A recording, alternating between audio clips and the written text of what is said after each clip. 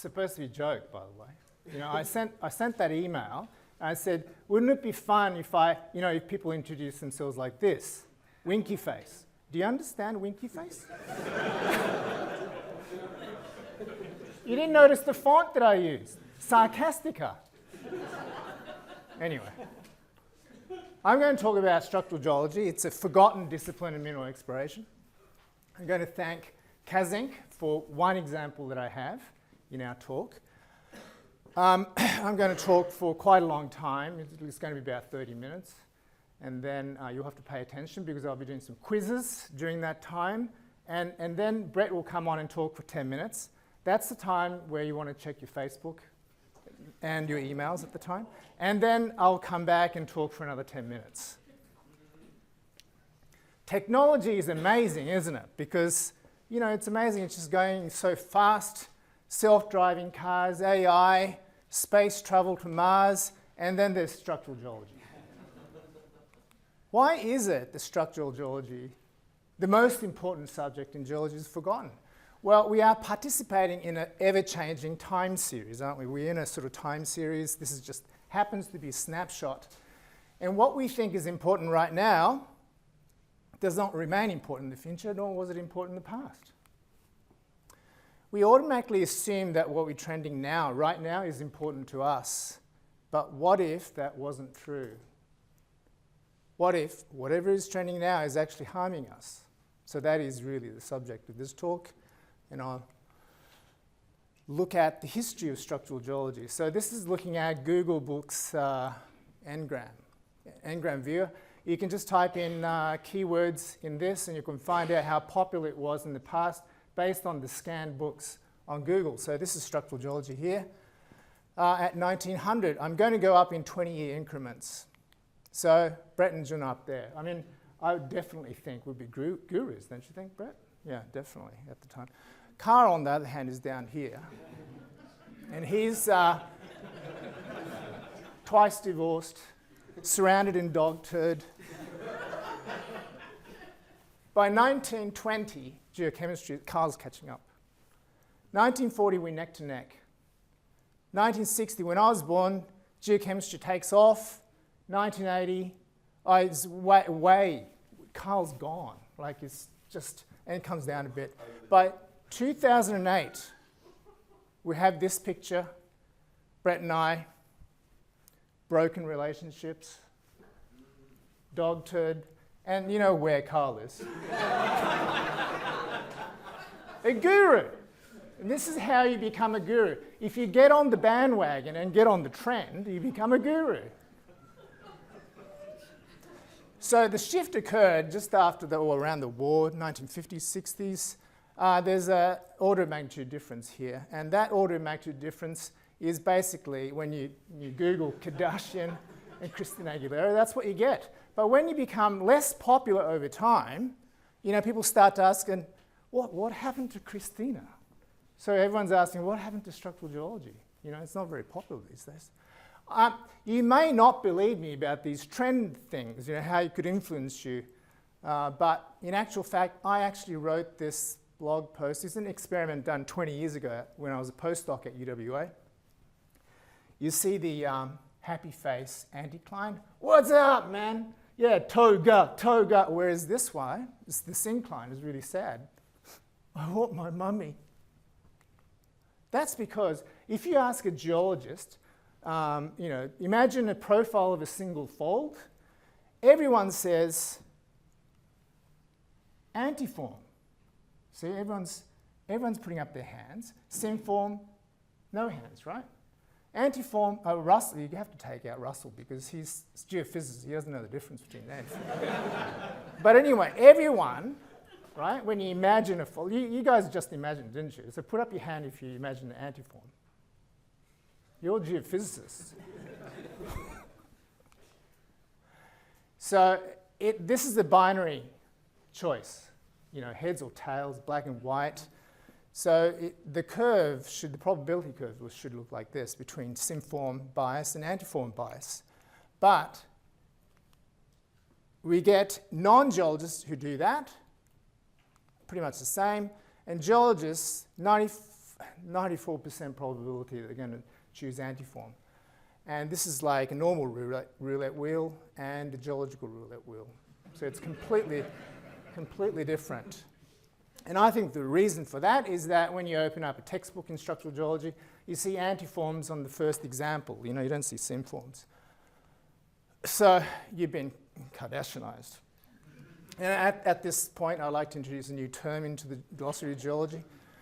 Kardashianizing Kardashianization. A cannibalization of valid scientific discipline by another that is marketed far more effectively. To take advantage of the availability bias and act like a spoilt brat for personal financial gain. And the usage of this is, boy, that Carl Brohart, you're sure good at Kardashianization. Or, I want to be able to Kardashianize just like Carl and take over the whole world. So this availability bias was documented in 1973 by these two guys, Amos Tversky and Daniel Kahneman. You might have heard about these guys, but they demonstrated this bias, and it completely changed the field of economics.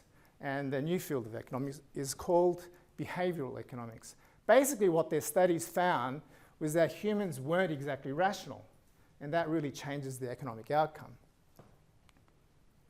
So basically, the availability bias is influenced by the most visible. So geochemistry is very visible, whereas structural geology isn't. So when it's visible, it becomes very popular.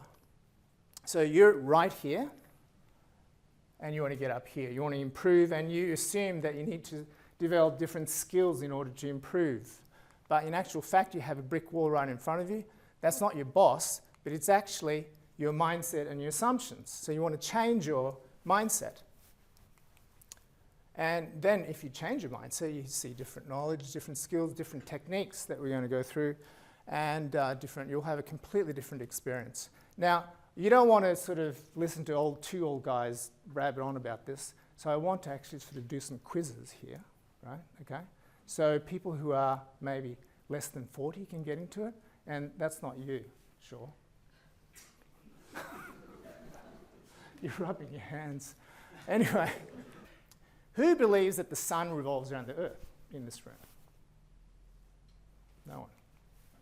Who believes that the earth revolves around the sun? Oh, very good.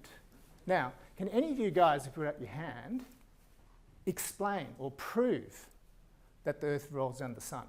Who can do that? Well, I suspect not many. Which means that our belief that the earth revolves around the sun is based on hearsay, right?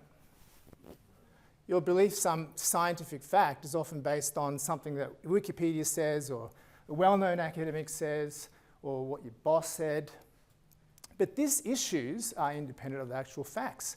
And the understanding is not based on logic. You can easily explain. Therefore, your understanding is not understanding at all, but instead, it's an illusion of knowledge based on hearsay and implicit assumptions. This is something that Richard Feynman had talked about a lot in his publications and books. And this is the blackboard of his when he died, actually. So he says, know how to solve every problem that has been solved. I think this is an important point. He always stressed this. He always worked from first principles. So look at your geological practice. Are your exploration methods based on conventions that you cannot logically explain? Now, I had written a post about cross-sections, and I haven't used cross-sections in years. So I explained that process, and this is on LinkedIn if you want to take a look at it. But that came from another post that I wrote, which was about the Phoenix gold mine in Canada. And that failed, mainly basically because people were digitizing in sections. I wrote also about how your geological models may be wrong. And I introduced these three characters: the geologist, that would be you; software maker, that would be Micromine; and the professor. And these guys, all three of them, really don't know anything about geometry of mineral deposits. They're kind of relying on the other two to sort of tell them. So I call it the holy trinity of ignorance. But really, there's a lot of responsibility on this guy here. Academic ignorance of structural geology is quite a real problem. So, believe it or not, we have some geochemists trying to be structural geologists. And we all know that there's only one place where Kim can sing like Christina, right? Right. Fantasy Island. So, I'm going to discuss top 6 ways that I defake structural geology articles. I had 10, but I had to cut it down for time. First of all, the word structural is included in the title of the paper. It's published in an economic journal. That's usually a dead giveaway, but you have to go with the other clues as well. These are 2. The absence of real structural measurements, even if you can see them in the photographs. So here's an example here. Nice foliation features, no structural panogenesis, no structural measurements, and you have a few cartoons to go with it. Emphasis and use of measured stratigraphic sections from strained rock. This is quite a tricky one. I'll just explain this. You have the bedding down here, and that's the bedding normal. And you strain that, and that's what you get. The original bedding now is not normal. So if you take a section across, right angles to the bedding, that is actually not the original section. It could be hundreds of meters away, it could be kilometers away, okay? So if you are going to talk about thicknesses, it means absolutely nothing if you're going to do this, if you're looking at strained rock. Here's another example too. It just doesn't make any sense. There's no sense in comparing stratigraphic columns in strained rock. So, quiz number 1. Are you ready? Where does fake stratigraphy, Batman and Robin, Godzilla, and Snow White reside? Where? Oh, who got that? You can collect your orbs of knowledge later, okay? All right, strain axes are treated as the same as stress axes. This is something that Stano actually sort of talked about a bit. So we have an example here, a victim of 1-inch punch, and it happens to be a suspect right next to him. How do you think he punched? This way? Or this way? One would think like this. I mean, anyone can guess that, right? And the guy just rotated. That's all it is. And these stresses that are in these diagrams are an assumption that this guy didn't rotate.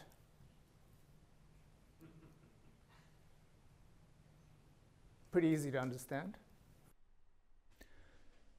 Actually, that wasn't easy to understand, so I want to clarify the issue of paleostress analysis further. Note that the successive stress axes that are deduced in these paleostress history diagrams are not parallel to the previous stress axes, as seen in this diagram. Non-parallelism of successive coaxial shortening results in non-coaxial cumulative strain. This compromises paleostress reconstructions to the point they are meaningless. That sounds a bit complicated, but I can explain it in a simple diagram. So you have 2 sets of folds, F1 folds in green and F2 folds in red. And on the right-hand side are the stress directions or compression directions as deduced from the orientation of these folds. Let's assume 50% coaxial D2 shortening. So this is the D2 strain shown here. By coaxial, I mean the strain axes are parallel to the stress axes. So if you de-strain D2, you get this. So the orientation of their front folds is shown here. You'll notice that the orientation of their front folds are now different from what we saw earlier. So if you assume coaxial shortening and work out your D1 shortening direction, this will be different from the previous slide. Slightly different. If you have more D2 strain, this is assuming 50% strain. If you have 80% strain, that's going to rotate D1 even further, or F1s further, which then you assume the shortening direction to be in a different orientation. So coaxial deformation is not the only way to get the same pattern, this final pattern of strain. So if you assume non-coaxial deformation, that is, your strain axes are not parallel to your stress axes, then you can get a completely different picture. For example, here, so if you get, if D2 was this dextral deformation as shown here, you get the same strain.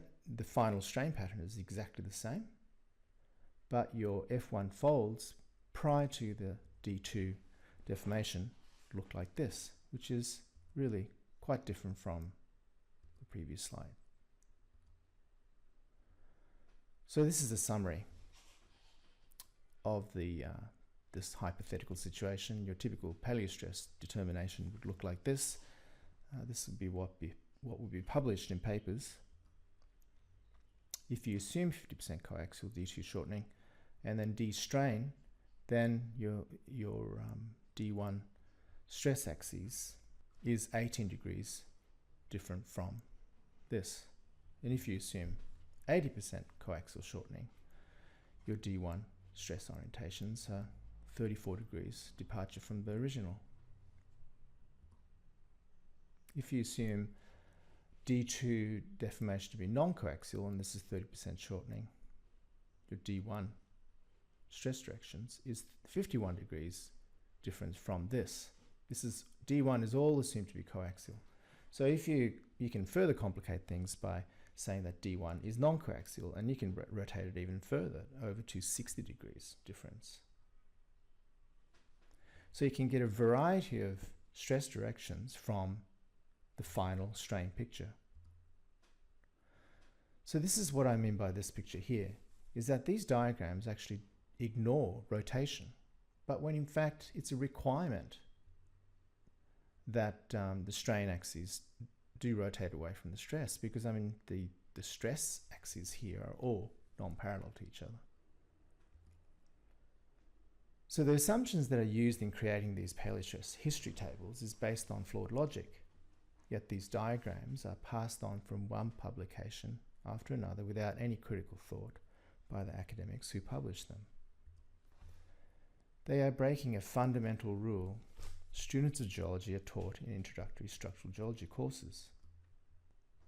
You cannot determine stress axes from strain axes.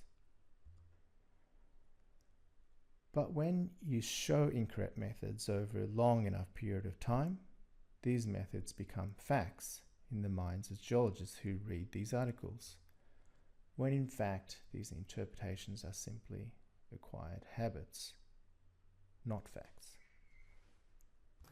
Now, point 5, the article concludes with a de-strained schematic reconstruction. This is quite a common thing. This is one of them right here. This has apparently happened everything before all the deformations happened. Now, in 1988, a guy called Dan Schultz-Eller demonstrated that you can actually de-strain rocks, but he had very good data. He had strain measurements across here. He had these cubes, de-strain them, and you do this. You can actually sort of program this. It's fairly simple to do, but that's just one deformation. If you go beyond one deformation, it's very difficult. In fact, it's impossible to do. So these guys had 4 deformations that are unstrained. This is impossible. This one here had 8 deformations unstrained. It's just not possible to do. Forgotten. Know how to solve every problem that has been solved. That problem has been solved in 1988. That's been forgotten or not even looked at. So, where does this volcano located? Where is this volcano located?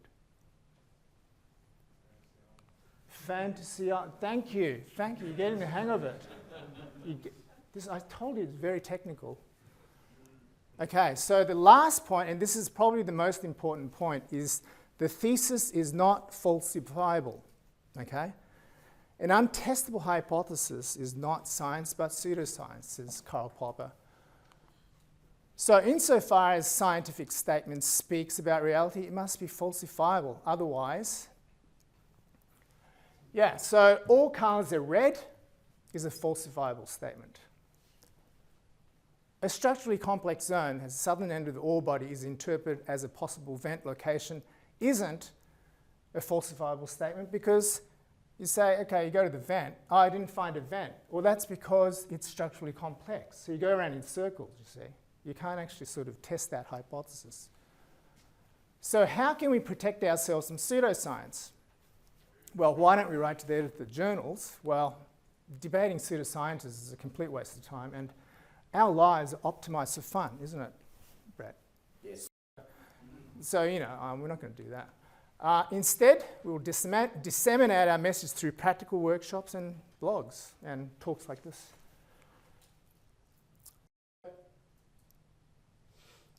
So we'll continue to make independent observation and pass those things to people who appreciate the value. Quiz number 3. So what is the most important large-scale feature of any ore deposit? Can anyone guess that one? Sorry? Feeder. Who said the feeder? Come on down. You're not going to come down? Oh. No. Do you have this? No, I don't. Okay. Thank you. Thank you very much, Pat. Is it Pat? Pat, that's right. Yeah. Oh, man, I thought no one would answer that one. You win a trip to Fantasy Island because that's wrong. But I appreciate you. No. I appreciate you taking part in this quiz session because that's what it's all about, because that's how you learn, right? The most important thing is the ore chute, but I guess you could say that's the feeder. Basically, this diagram represents the ways in which you get these ore chutes, these linear features in rock that may be mineralized, and these red arrows, these are linear features. So they're basically intersection lineations.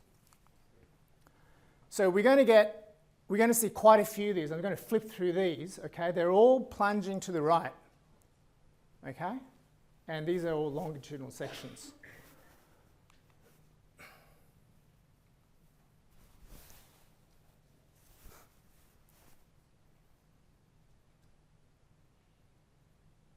So we come to this one here. This is the Integra Gold, the winning pitch for the Integra Gold. I'm sure most people know that, this competition that went on a few years ago. And the winning guys talked about the Lamarck Sigma deposit and how they used artificial intelligence to target different high-grade spots. And if you watch this presentation, they don't actually mention what this thing is. They just seem to be completely blind to it. They're talking about all sorts of methodologies to target different high-grade spots, but they don't actually talk about the origin of this. And I think that is the most important feature of this deposit. Now, if you saw an ore body that looked like that, then you would immediately know what that ore chute represents, right? Right? So why are we largely unaware of ore chutes? People don't talk about ore chutes. They don't even mention it when they sort of put it up on a slide. That's because we're being Kardashianized. Now, if you look at the history of ore chutes and compare it to structural geology, for instance, you can see that the ore chute is a very popular term, 1900s to about 1940s. Now, I have to remind you that the term structural geology is a general term, so it's not always referring to ore deposits or mining, whereas ore chutes are always referring to mining. So I'd imagine that structural geology, the term itself, is actually much lower. So you can just appreciate how significant the ore shoot was in past literature. So in 1906, these guys illustrated an ore shoot, and if you look at the textbooks from back there would be a chapter written specifically on ore shoots. Now, if you look at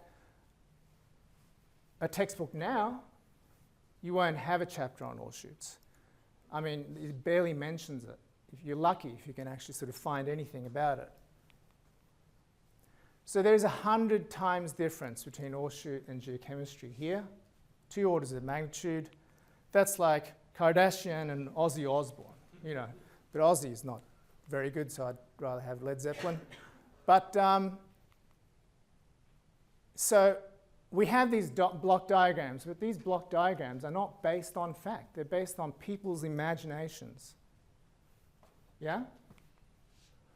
So we want to draw real block diagrams from raw assays, not imaginary block diagrams.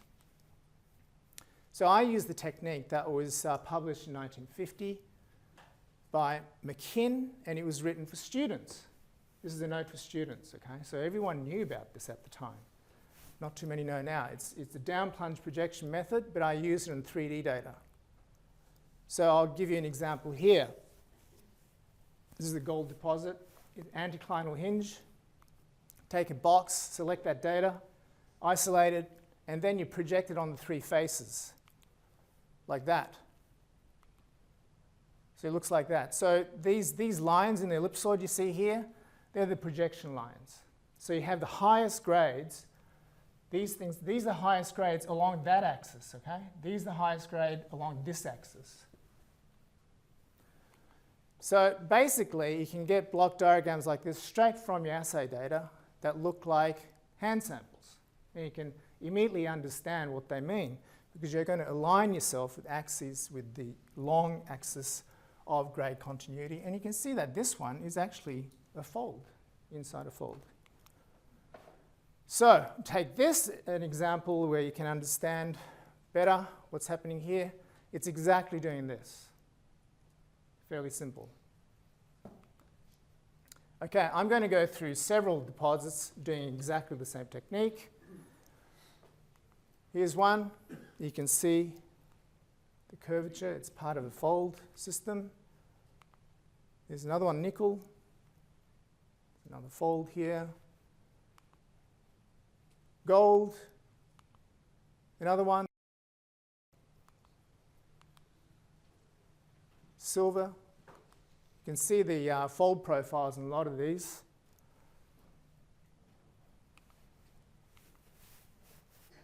Nickel.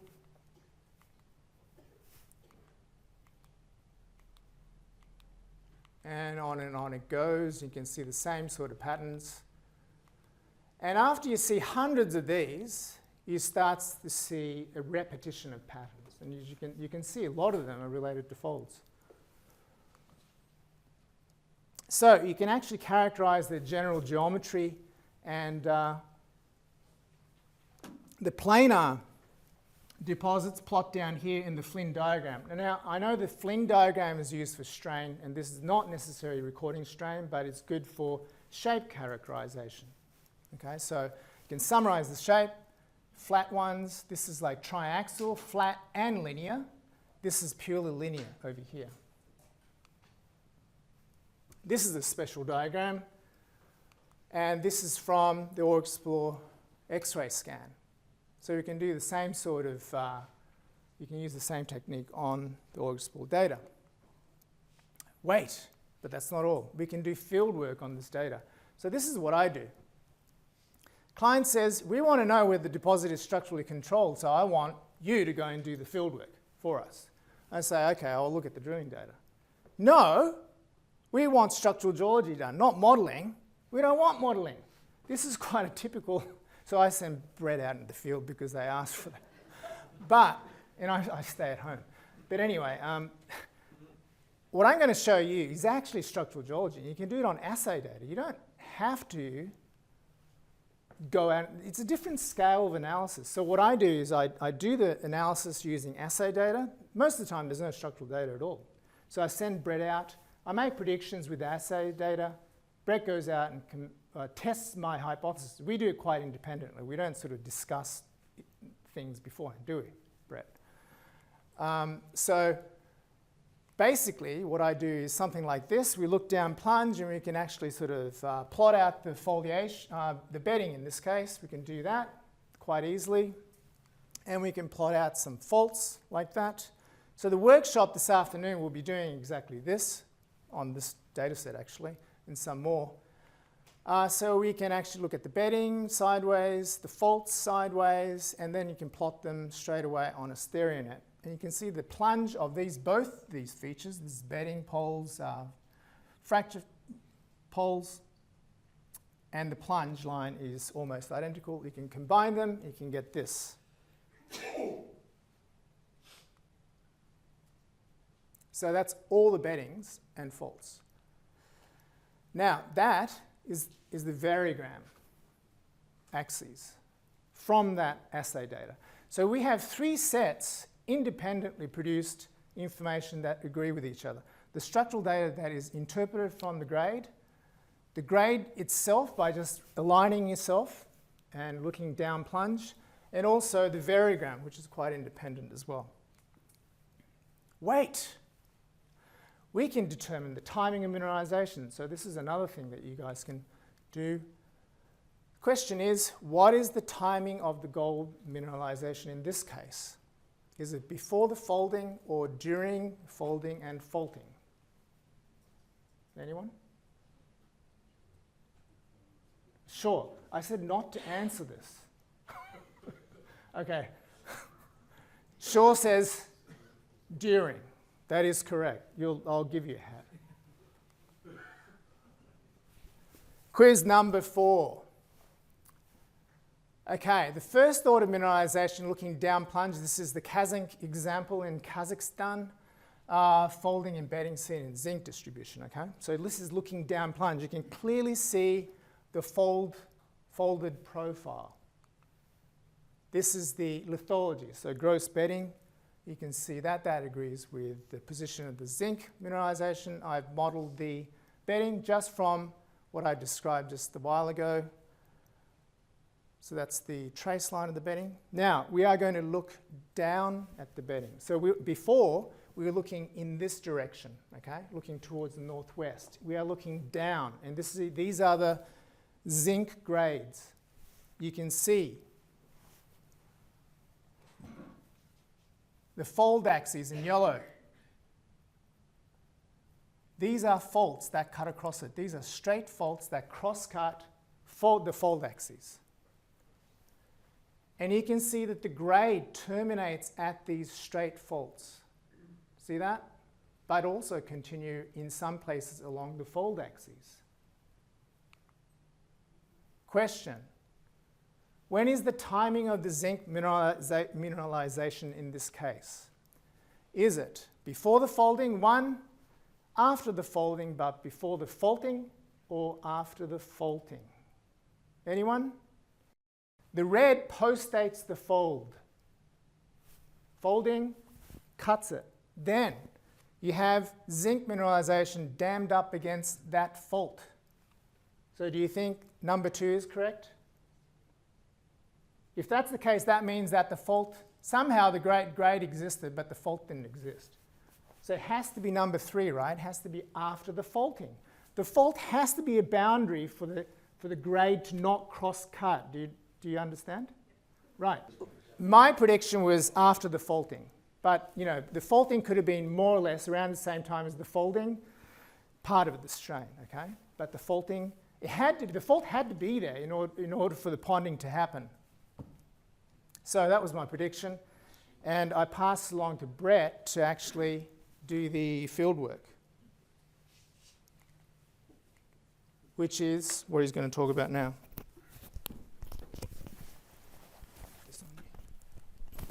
And while I get set up, I'll clarify something. He doesn't send me in the field. I choose to be in the field away from him.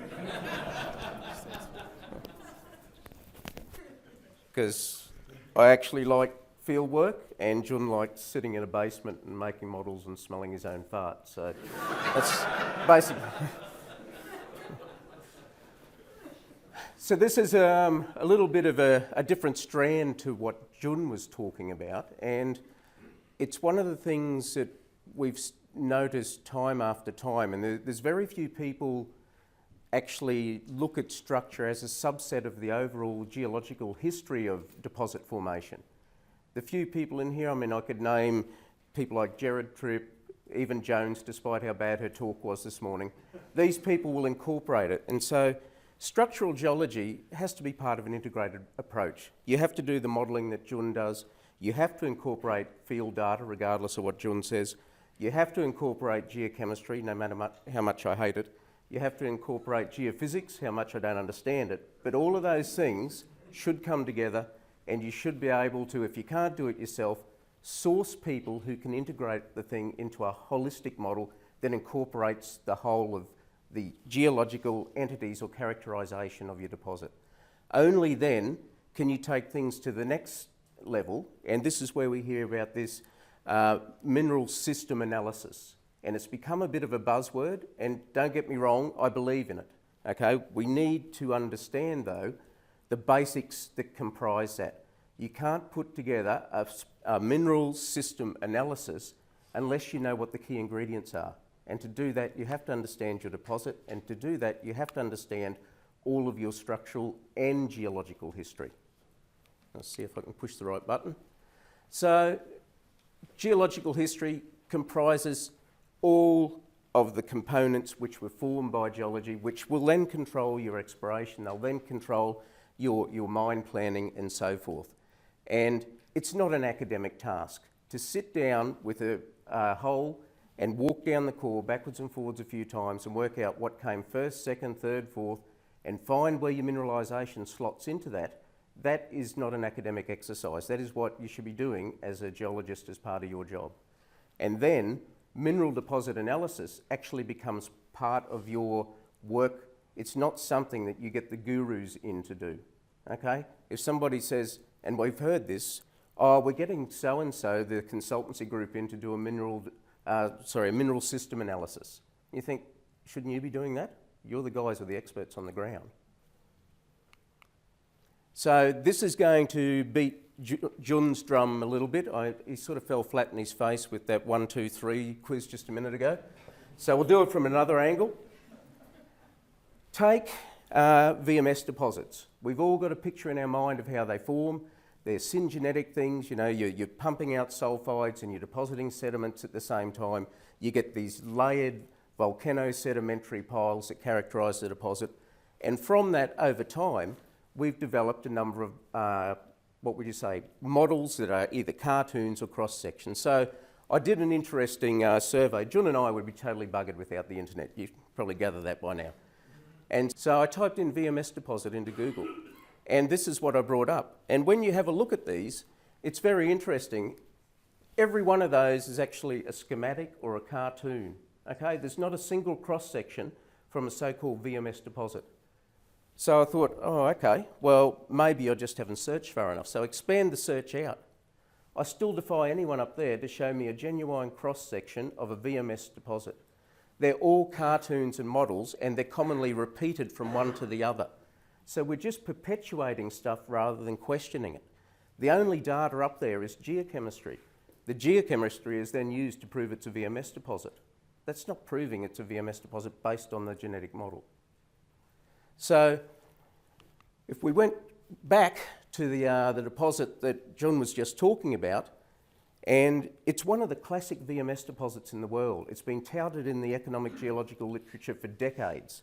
And we were fortunate enough that Kazink asked us in to have a look at this. So we were able to walk through their core, walk through the underground development, and this to us was a privilege because these things are going to be finished soon. They're going to fill with water, we'll never see them again. And then we sat down and we spent a lot of time looking at the cross-cutting relationships. And what you find is that the mineralisation is actually not occurring right at the start.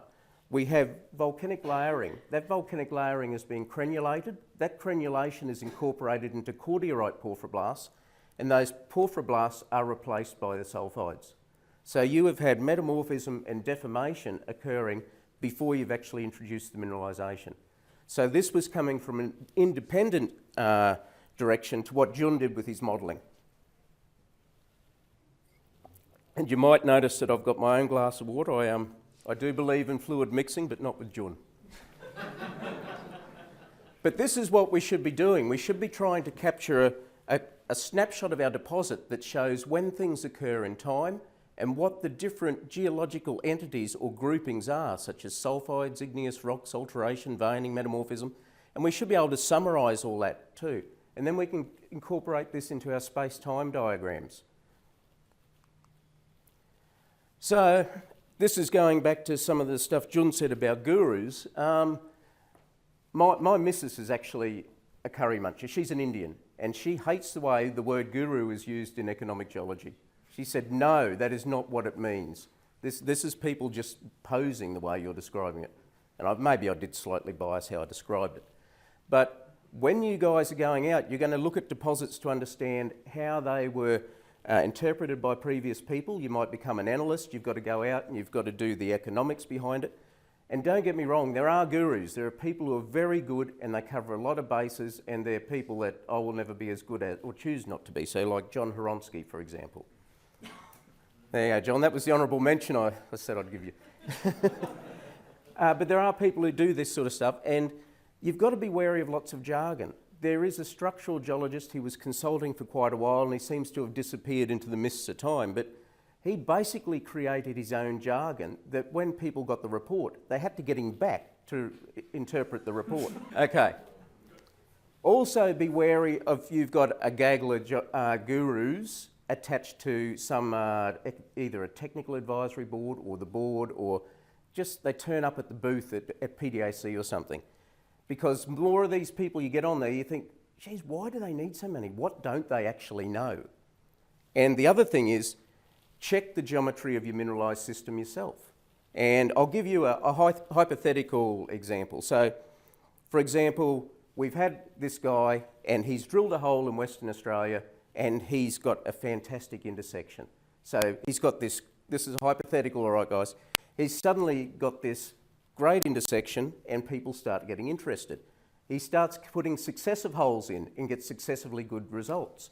And all of these results from this hypothetical deposit get put on this hypothetical website, and all these hypothetical cross-sections with the grades and locations are put up there as well.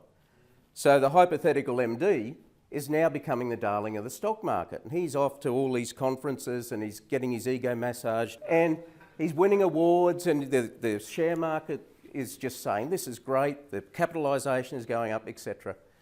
And then one day there's a hypothetical structural geologist comes along and thinks, I've got too much time on my hands. What I will do hypothetically is I will get these cross sections, I will digitise in the location of all these drill holes, and I'll model this. So this hypothetical geologist looks at it and thinks, I have got a deposit that looks like that human body we saw before. I really don't think that's what it should look like. I might get my other mate, another hypothetical structural geologist, to check this. And so he does and says, bugger me, 80% of these holes are not where they said. So you think, wow, this shows how doing three-dimensional structural analysis can be exceptionally important. So the repercussions from that are, though, you then go back to the hypothetical MD and you say, there's some problems, and then two things can happen, or three things maybe. One thing that can happen is, oh, we might f*** up here. Maybe this thing isn't the size or shape we said. Maybe the stock market's going to hate us. The other thing he could say is, you've done a great job. 3D structural analysis is what we really need to do. Come and help us. Or the other hypothetical situation is he could say, oh, there goes all my prizes and my ego massaging, and we're going to make you legally responsible for any drop in the share market price, and you're holding a gun to my hypothetical head for not calling us into model in the first place. So in that hypothetical situation, you can have loss of money and you can have embarrassment. And so that's what we try to avoid. So when we're doing this mineral system analysis, which is defined here, foci of large-scale systems of mass and energy flux, and the only way to predict the location of large deposits, thank you Cam McQuaig that I haven't acknowledged there, you do need to put all of this stuff together, all your drilling data, all your geological knowledge, all your geophysics. I'm really up on the same soapbox the whole time here, guys, because this is important. It's not what we see so much. The other thing is lineation data. Now, Jun's just alluded to ore shoots. If you go and look at structural data sets, you will find the most underrepresented piece of data is the lineation. It's either absent or it's not there, or if it is there, people don't tell you what generation it is or what type. And that is one of the things that when I choose to go in the field, I collect a fair bit of this stuff. And I don't know whether people are unwilling to measure it or don't know how to measure it, or they're not willing to actually check their core orientation to see if anything works. And I'll take you through an example which was a little bit embarrassing, and John will also remember this one. We went up to, we had a look at the core there, and within the core was this extreme lineation. This stuff had been stretched to hell and back. And John said, "Oh, have you guys measured this?" And they said, "Oh, no." And we said, "Oh, well," so the first thing you know is there's no lineation data in the database. Well, let's do it. You got a core orienting frame? No. You got a chronometer or something? No. All right, well, we'll get a bucket of sand. Anybody got a compass? Yeah, silence. And in the end, there was a little Indian student. He walked very safely back to the office and he got his student compass from India, and that's what we used. The whole of the exploration group there did not have a compass for measuring structure. And I just thought, you should be ashamed of yourselves. If you don't have the orientation data, you can't put constraints to your resource models, your planning of your drill programs, your mine design, your mineral system analysis, which I just had to throw in again. Are there any resource geos here? Okay, well, let's hope I'm not talking about you when I say this. How many of these people, these resource geos, actually go out and check the veracity of their data? Go out and check, are the core orientations correct? Have we got a 3D model that makes sense? Are there some constraints behind this? And you'll find that very few of them do. The very good ones are the guys that will actually go to site, and there's people like the Brett Gossages of the world, the Stuart Masters of the world. They will go and spend time and they'll look at this and they will check all those orientation protocols. I had a guy that I got to the point where I said, don't consider this a suggestion, this is your first warning. If you do not go to site, I'm going to sack you, because he would not leave his office. And there was every excuse from diabetes to the sky might fall in. The diabetes was probably real, but you know, they've got fridges up there. Yeah. So, we go back to what the outcomes from that can be. We can overlook mineralised structures, these feeder structures that Jun hates. The exploration programs never become discovery programs. It becomes a waste of time and money, and there can be a little bit of embarrassment, especially if the next group comes and does a little bit more work and does a bit of 3D structural analysis combined with establishing the geological history, and they actually find a decent deposit. And they'll just say, who was that muppet who was here before? So this is what we should be trying to do, trying to establish a holistic geological history. And just in this example here, we've actually got 2 stages of gold, which the guys didn't appreciate until you found out the overprinting relationships, which were also mentioned earlier this morning, between the different structures and different minerals in the core. There was another example. I was in Ghana and I said to the guys at this deposit, I said, is there a correlation between your arsenopyrite and your gold? And they said, oh, sometimes. When you did the paragenesis, there was more than one stage of arsenopyrite. One was associated with it, the other one wasn't.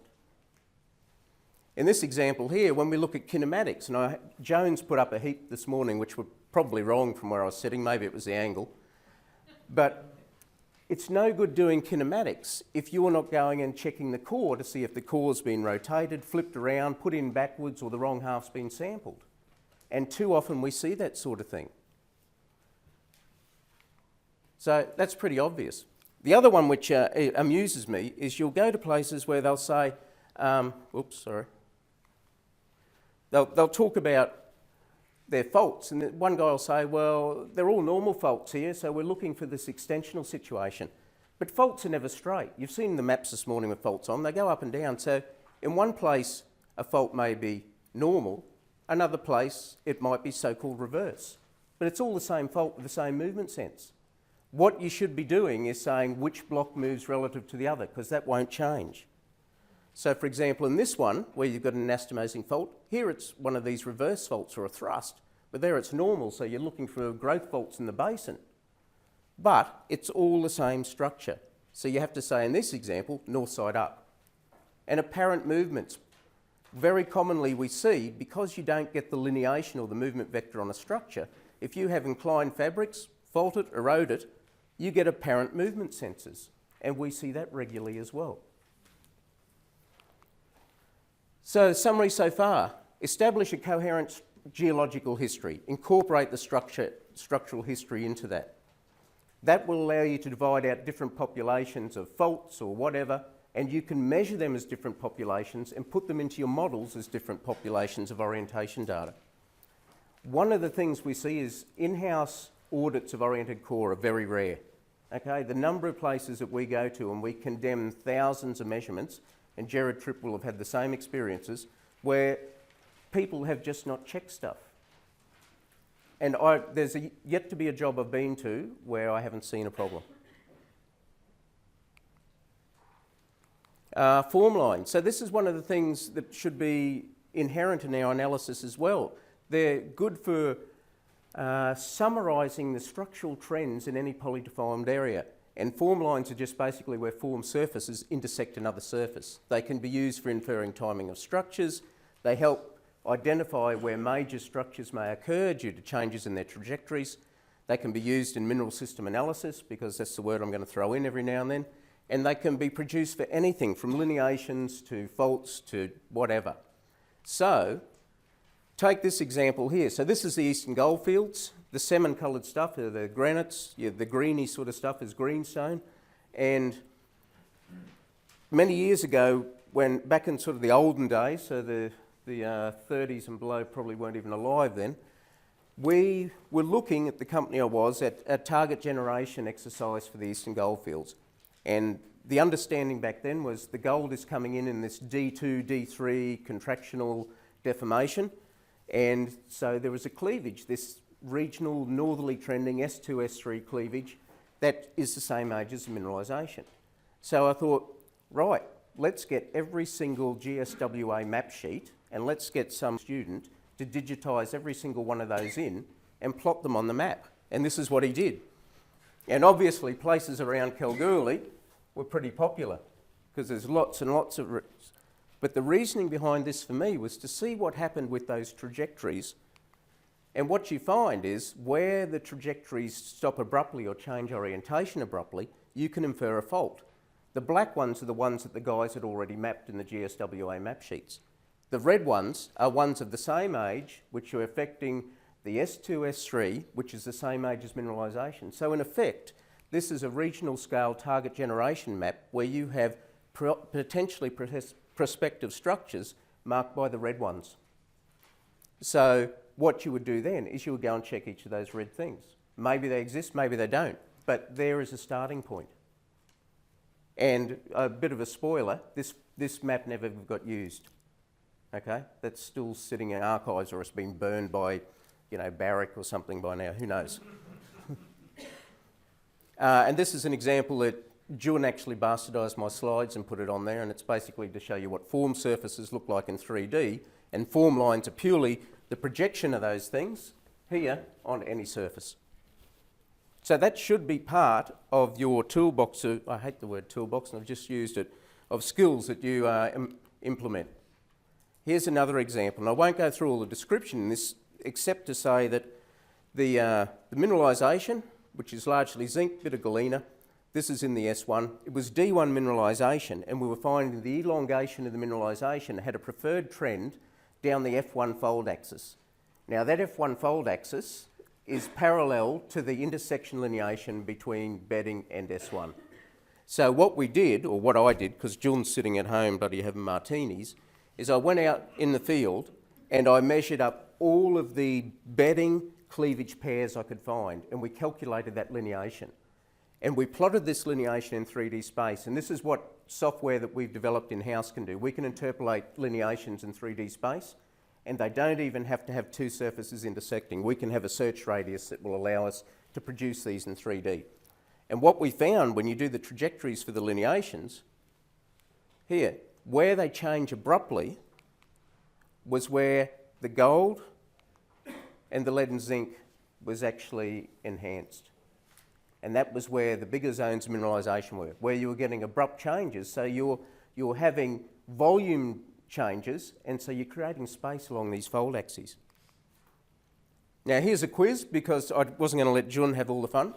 If you think of a restraining bend and a releasing bend in a fault, in this case we've got a dextral movement, which one is more prospective? Or what would you consider if you were in a normal exploration program or doing some generative work?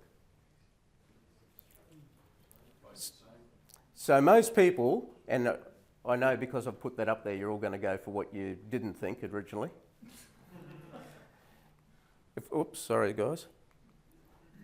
So the restraining bend is actually a very good one as well. And the reason being is you're putting a lot of stress into the rocks at that point. So you're brecciating them very, very strongly. But also, this is two-dimensional. So in the third dimension, you're going to have extension as well. So if we go to the BLC last chance pit around Canouna, what we've got up here is the last chance fault coming along, and it's got a restraining bend in it. The lineation on it actually steepens as it gets into that, and then it goes back into normal orientation through there. So in this region here, this is your restraining bend. When you looked in the pit, the photo here on the left, it was just a whole suite of sub-horizontal quartz veins with gold in them, because the extension was in the third dimension. And that's another example from higher up, and you can see them cutting across one of the intrusions in the pit. So all this is just saying, just take that extra step and think a little bit differently to what you may have done before. Question people's models from before. Don't think that they're gurus. If you do think they're gurus, just find out what their pedigree is. It's probably they were lucky enough to go out and point the drill hole in the wrong direction, and all of a sudden they're a discovery expert. And then, you know, next time at PDAC, they'll come to your booth and they'll say, oh, this is how we do it. So, composite structures. In this one here, this is from Canouna Bell. And this vein here, we knew was part of a suite that shouldn't be mineralised. But we had around it this silica sericite alteration. So if you had a drill hole through there, you'd say, well, that's a mineralising structure. However, when we actually expose that in development, you see that the vein itself is cross-cutting the earlier alteration. So your scale of observation, which Jun mentioned before, is very important.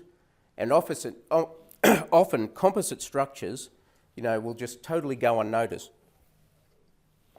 If you go to a slate belt, you might say, well, we've got one event. We've got a slaty cleavage forming event. This case here, there was actually 4 events that formed that cleavage. And if you think about a fine-grained rock like this, like a slate, if you myelinitise it, you're going to end up with a slate. It won't look any different because the grain size is already fine. Composite veins are another one. So for examples like this, you get suspicious. You've got a chlorite vein right next to a quartz extension vein. And you think, yeah, okay, that doesn't seem right. And then you'll see them split apart. Right, 2 different structures. In this one here, this is from Chattree, and you can see there's a lormentite vein here, and it actually moves backwards and forwards within this vein. It's cracked it up the middle. And this is a classic type of geometry that you will get in porphyry systems as well. You'll get these well-laminated B veins with a central fracture, and often sulfides will come up that later on. And so you get structures very similar to this. You've got this white vein here, and then it's been cut by these, but then this structure that goes right up the middle then cuts back across them. So you're reusing these structures and turning into composite features. So think of a seahorse. Everybody got a mental image?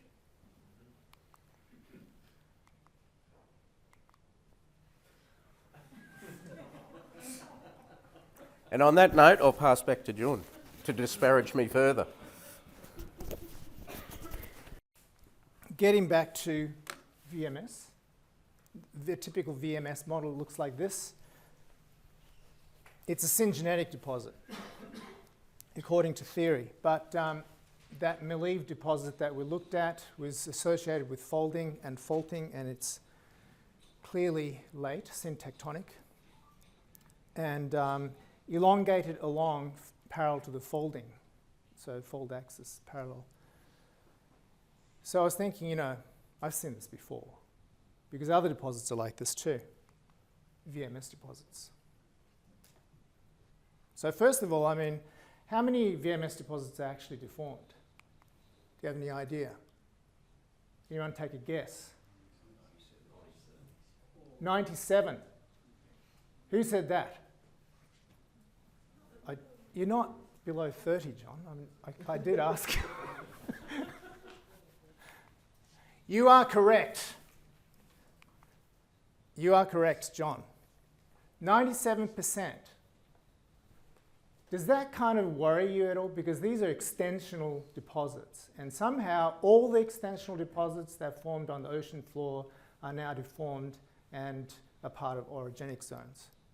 That's in the USGS database. You can actually look it up. Well, they actually don't form an extension, but Well, whatever, yeah. Well, let's look at the geometry. We're not going to actually go through, I don't want to theorize on how they formed. I just want to look at the geometry right now. Okay? So look at the Kidd Creek VMS. That thing is actually in a fold closure, and it actually elongated along parallel to the fold closure, just like the Malieve deposit. Same as the Helia Q River system. This is a Helia deposit that I modeled. Right here in the core of the fold, parallel to the axial plane, the long axis of this Helia deposit is actually parallel to the fold plunge. And you can see all sorts of VMS deposits that are associated with folding.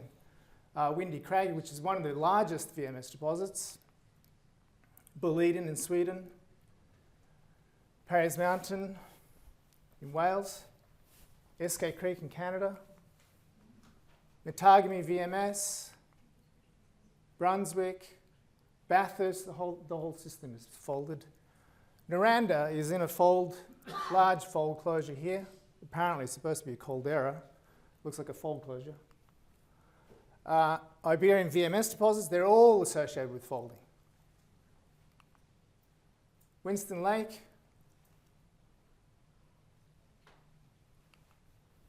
This one's a classic, I thought, Finlayson. This is a schematic, generalized schematic cross-section here in a fold closure, and apparently it looked like that.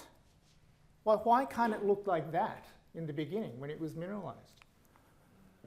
Panorama, here we go. Guru. This is Carl's Field area, and this is an example of, this is a Kangaroo Creek, isn't it? Kangaroo Cave, right in the fold closure, right there in Kangaroo Cave. And if you take a model of this, and someone has done it already at UWA, you can see the linear trend of this mineralization. It's straight down the fold axis.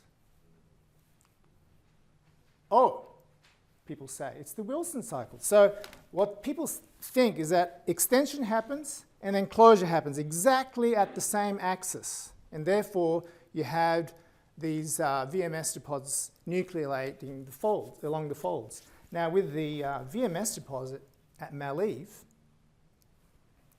that was here. That's what we investigated here. The fold axes are all over the place in that region. And these are VMS deposits in each of these. And each of those have VMS deposits parallel to the fold plunge.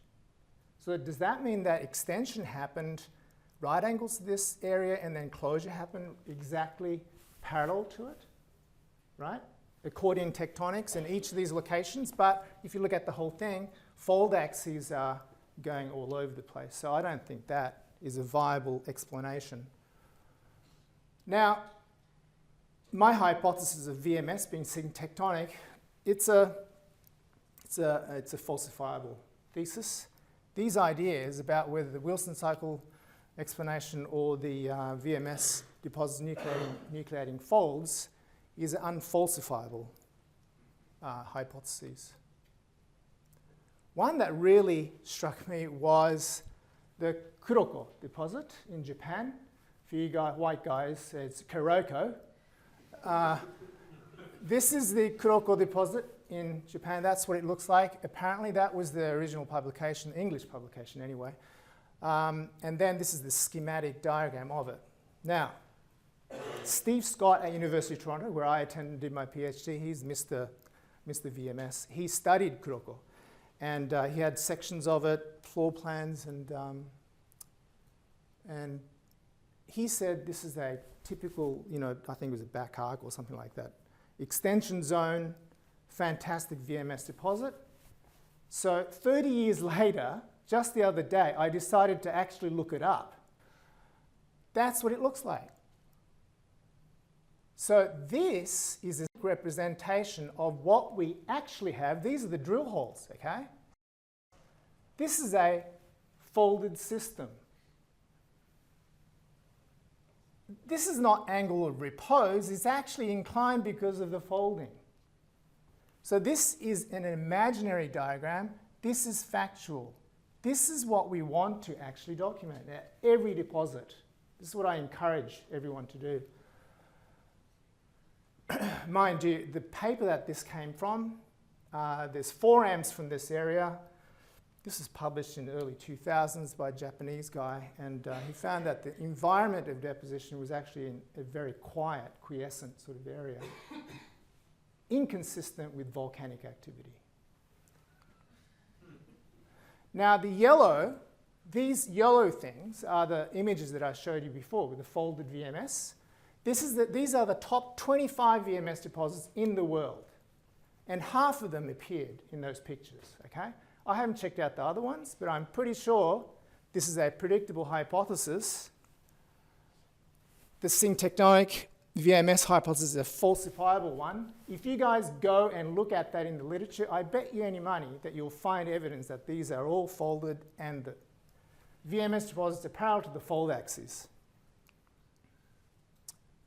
So I think the 3 biggest mistakes made by syngenetic VMS proponents was they assumed syngenetic origin to be fact. No one actually bothered to actually check for 70 years. Well, there are actually few people that did that. Domingo Arden is the one that comes to mind. He's been basically, his work was completely ignored. If you actually read his work from Tasmania, it's perfect. His explanations are perfect. I can't remember the deposit name. Rosebery? Rosebery, yeah. And Hercules. His explanations of syntectonic deformation is just perfect.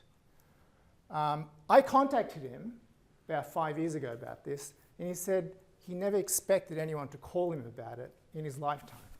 Bill Perkins, who did work in Mount Isa, it's not a VMS deposit, but it's a syngenetic, what do they call it? Sedimentary accelerated, yeah. He did work, structural work, and he was trashed as well. It's just not fair because he did excellent work.